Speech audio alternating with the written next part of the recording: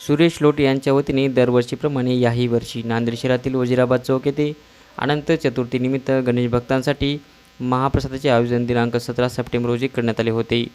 माजी खासदार प्रतापराव पाटील चिखलीकर यांच्या हस्ते या महाप्रसादाचे वाटप करण्यात आले।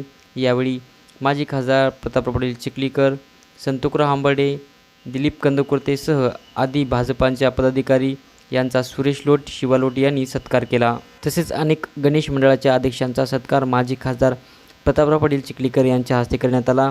यावेळी आयोजित महाप्रसादाचा लाभ असंख्य भाविक भक्तांनी घेतला। भारतीय जनता पक्ष आणि सुरेश लोट यांच्या वतीनं गणेश मंडळाचे पदाधिकारी यांचा सन्मान आणि महाप्रसादाचा वाटपाचा कार्यक्रम या ठिकाणी आयोजित केलेला आहे। आपण बघितलं की मोठ्या उत्साहामध्ये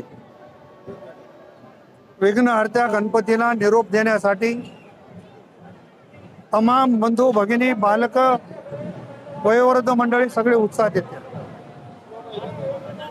श्री गणेशाचं आगमन आणि श्री गणेशाचं विसर्जन ही आपली जी काही परंपरा लावलेली आहे त्या परंपरेला धरून आज विसर्जन बाप्पाला आपण निरोप देतो।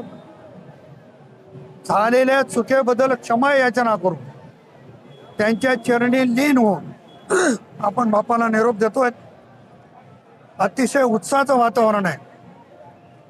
आज अनंत चतुर्थीच्या निमित्तानं तमाम बंधू भगिनींना माझ्या वतीनं, भारतीय जनता पक्षाच्या वतीनं आणि सुरेश लोट परिवाराच्या वतीनं मी या ठिकाणी सर्वांना शुभेच्छा देतो।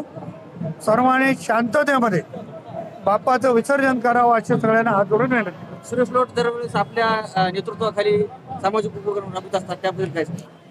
सुरेश लोट अतिशय सामान्य कुटुंबातला कार्यकर्ता आहे, पण सामान्य कुटुंबातला कार्यकर्ता राहून असे उत्साहात कार्यक्रम करण्याची दानत ते सुरेश लोटमध्ये आहे।